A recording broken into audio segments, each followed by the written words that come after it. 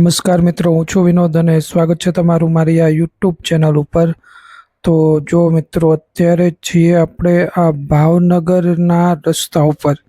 અહીંયા તમે જે જોઈ રહ્યા છો એ ભાવનગરના તળાજા બાજુ જવાના રસ્તા છે મિત્રો। અને જો આવો સરસ મજાનો રસ્તો છે। અને તમને જણાવી દઉં કે આ રસ્તો જે છે એ જેસરથી આગળ આવે છે મિત્રો। તળાજા જવા માટે તમે જે આવો છો મિત્રો બગદાણા સાઈડ, ત્યાં રસ્તો આવે છે અને આપણે પહોંચી ગયા છીએ આ ઈસોરાની અંદર। તો મિત્રો, તળાજાથી લગભગ 15થી 20 કિલોમીટર દૂર આ ઈસોરા ગામ આવે છે।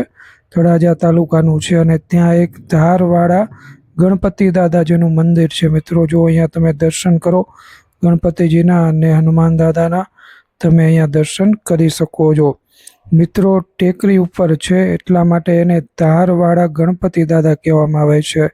ટેકરી છે, ધાર છે મિત્રો।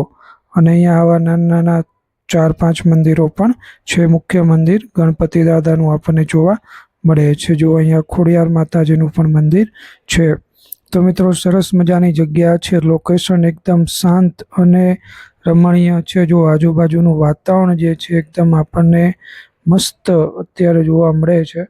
તો તળાજાથી 15થી 20 કિલોમીટર જ છે। તો અહીંયા તમે આવી શકો છો મિત્રો। આપણા એક ફ્રેન્ડની મદદથી આપણે ત્યાં પહોંચ્યા છીએ મિત્રો, ચેતનભાઈની મદદથી। તો એમનું આ ગામ છે ઈસોરા અને ત્યાંથી આપણે આગળ પહોંચેલા છીએ। તો જો આ રીતનું આખું વાતાવરણ છે, ત્યાંનું કુદરતી સરસ મજાનું લોકેશન છે। અને ખાસ મિત્રો, ગણેશ ચતુર્થીના દિવસે અહીંયા મેળા જેવું વાતાવરણ પણ જોવા મળે છે। તો આપ જો ભાવનગરની અંદર હો, તળાજા બાજુના હોય તો ચોક્કસથી આ સ્થળે આવી શકો છો અને આ જગ્યાની મુલાકાત લઈ શકો છો મિત્રો। એકદમ મજા આવે એવું સ્થળ આપણને જોવા મળે છે મિત્રો। ખાસ શ્રાવણ મહિનામાં પણ અહીંયા અને ગણપતિ દાદાનું છે એટલે ગણેશ ચોથના દિવસે પણ અહીંયા વધારે લોકો જોવા મળે છે। ત્યાંથી મિત્રો આગળ આપણે નીકળી ગયા છીએ દર્શન કરીને સિદ્ધનાથ મહાદેવે જવા માટે। ખાસ મિત્રો, આ સિદ્ધનાથ મહાદેવ એ પણ એક ખૂબ જ અગત્યનું ત્યાંનું મંદિર છે મિત્રો। તો તમને જણાવી દઉં કે આ સિદ્ધેશ્વર મહાદેવ કહેવામાં આવે છે એમને। અને ખાસ મિત્રો, શ્રાવણ મહિનામાં અહીંયા શિવરાત્રિ જેવા તહેવારોમાં એ ભક્તોની વધારે ભીડ અહીંયા જોવા મળે છે।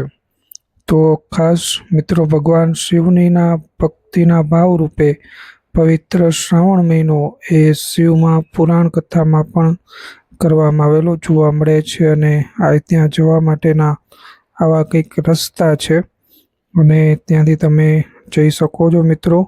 ખાસ ઈસોરાથી તમે આગળ જજો એટલે આ બંને લોકેશન તમને મળી જશે। જો અહીંયા બોર્ડ પણ મારેલું છે, શ્રી સિદ્ધનાથ મહાદેવ। તો એ રીતના તમે આગળ આવી શકો છો। ખાસ મિત્રો, જો અહીંયા પણ બોર્ડ તમને મળી જશે।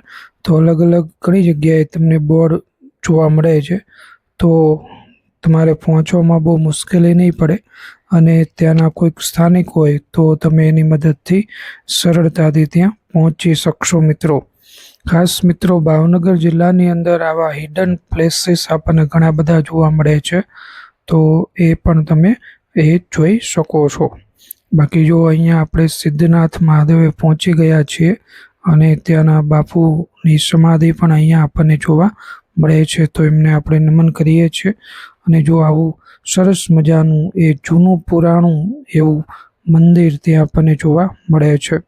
તો ચોક્કસથી મિત્રો આપ અહીંયા એ દર્શન કરજો અને એનો લાભો આપ લઈ શકો છો। જો અહીંયા આ શંકર ભગવાનનું શિવલિંગ છે। હર હર મહાદેવ, ઓમ નમઃ શિવાય।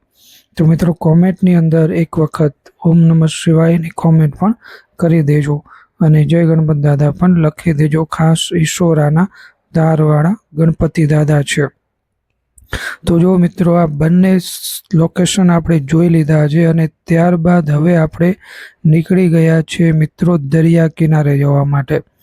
તો ખાસ મિત્રો, ત્યાંથી તમે આગળ એ દરિયા કિનારે જઈ શકો છો અને એવો સરસ મજાનો દરિયા કિનારો પણ છે, એની પણ મોજ આપ કરી શકો છો। તો આ રીતના 3 લોકેશન તમે લઈ શકો છો. ત્યાં જવાનો રસ્તો થોડોક પેલો છે, પરંતુ જો આવી ગયો છે આપણો દરિયા કિનારો મિત્રો. આ ભાવનગરનો દરિયા કિનારો જ છે, જે ઊંચા કોટડામાં આપણને જોવા મળે છે. ગોપનાથ મહાદેવે પણ જોવા મળે છે. તો એ જ આ દરિયા કિનારો આપણને અહીંયા જોવા મળે છે. તો ખાસ મિત્રો, આપ જો આઈશોરાની અંદર આવો તો આ દરિયા કિનારે પણ આવજો. ખાસ નાના બાળકો અને મોટેરાઓને આ દરિયાનો જે અવાજ છે એ સાંભળીને મોજ આવતી આપણને જોવા મળે છે. અને મોજે દરિયા તો છે જ, જ્યાં દરિયો હોય ત્યાં મોજા એના હોય જ મિત્રો. એટલે ખાસ મોજે દરિયા કહેવામાં આવે છે. એટલે કે જો આપણને જીવનની અંદર પણ મોજ હોય તો જ આપણે દરિયા કિનારે જઈ શકીએ છીએ. તો ચોક્કસથી આપ અહીંયા આવી શકો છો અને આ દરિયાની મોજ કરી શકો છો. જો અત્યારે સરસ મજાનો એ દરિયા કિનારો હિલોળા લઈ રહ્યો છે. એના જો પાછળ જે છે આપણા મિત્ર છે, એમની મદદથી જ આપણે અહીંયા પહોંચી શક્યા છીએ. તો અત્યારે આપણે એમનો ખૂબ ખૂબ આભાર માનીએ છીએ મિત્રો. ખાસ આ ભાવનગરનું અને તળાજાનું હિડન પ્લેસીસ છે. ત્યાંના આજુબાજુના લોકોને તો ખ્યાલ હશે, પરંતુ અન્ય જિલ્લાના કે ભાવનગર જિલ્લાની અંદર રહેતા હોય એમને કદાચ આ સ્થળ વિશેની જાણકારી હોય. તો મારા વિડીયોના માધ્યમથી આપને જણાવું છું કે આવા હિડન પ્લેસીસ ઉપર આપ ચોક્કસથી આવી શકો છો અને ત્યાં જઈ શકો છો. લોકોને એમના વિશે માહિતગાર કરી શકો છો. તો આ રીતનું છે મિત્રો. તો અહીંયા આપણે આવેલા છીએ અને મિત્રો ખાસ આ 3 સ્થળો જે છે કુદરતી સૌંદર્યથી ભરપૂર આપણને જોવા મળે છે. તો આપ જો પ્રકૃતિ પ્રેમી હોય તો ચોક્કસથી આ સ્થળની મુલાકાત લેજો. તમને એકદમ આનંદ આવશે, આનંદની અનુભૂતિ અહીંયા થતી એ જોવા મળશે મિત્રો. અને તમારું દિલ જે છે ગાર્ડન પણ થઈ જશે. એટલે ટૂંકમાં મિત્રો તમને ખૂબ જ મજા આવશે એવું હું કહેવા માંગુ છું મિત્રો. તો ખાસ મિત્રો ભાવનગર જિલ્લાના અને તળાજા તાલુકાના આ સ્થળની મુલાકાત લઈ શકો છો તમારી અનુકૂળતા મુજબ અને દરિયા કિનારાની મોજ પણ કરી શકો છો.